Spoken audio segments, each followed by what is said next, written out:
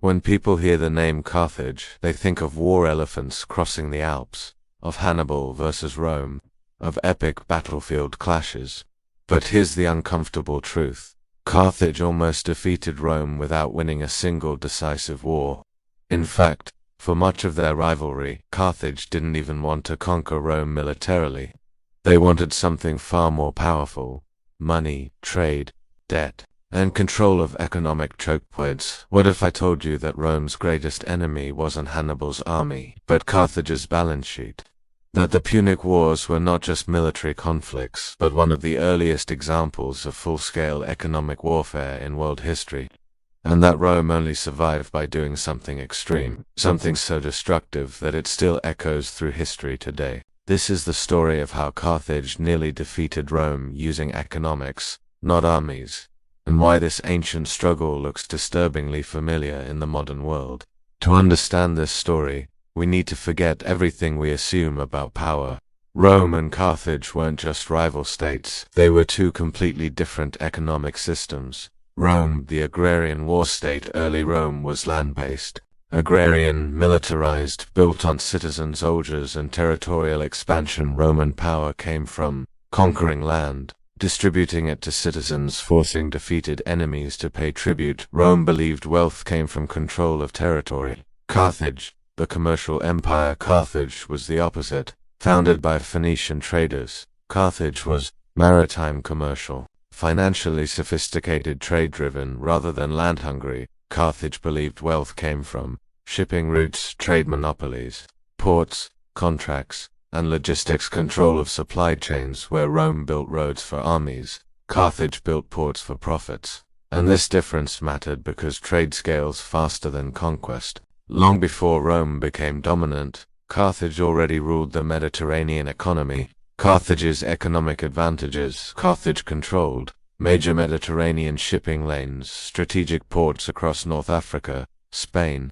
and islands like Sicily, metal resources, silver, copper, tin, grain, supply routes. They didn't rule by occupying land. They ruled by signing trade agreements, leasing ports, financing local rulers, using economic incentives instead of occupation. Carthage was rich because everyone needed them, and most importantly, Carthage had cash. Here's where the story becomes counterintuitive. Rome relied on citizen soldiers. Carthage relied on mercenaries. Historians often describe this as a weakness, but economically it was a brilliant strategy. Why mercenaries were an economic weapon? Mercenaries meant no need to mobilize citizens, no disruption to domestic labor, no political instability from mass conscription. Carthage could fight wars without damaging its economy. Scale. Military force quickly end wars instantly by stopping payment. War was a business expense, not a national trauma. Rome, by contrast, paid for war in blood, land, and political chaos. This asymmetry would nearly destroy Rome. The First Punic War didn't start because of ideology, it started because of Sicily. Sicily was a grain hub, a maritime crossroads, essential to Mediterranean trade. Carthage already dominated it economically. Rome entered Sicily not to conquer Carthage, but to break its trade monopoly. This is critical. Rome wasn't reacting to Carthaginian armies. Rome was reacting to economic dependence. If Carthage controlled Sicily, Rome's grain supply was vulnerable. Rome's trade routes were exposed, Rome's growth was capped, so Rome did something unprecedented for a land power. They built a navy. Rome had almost no naval experience. Carthage had centuries of it. But Rome did something revolutionary. They industrialized warfare, mass-produced ships, copied, captured Carthaginian designs, used standardized labor. Rome turned naval war into a production problem. This is the first hint of Rome's true strength. Adaptation under pressure.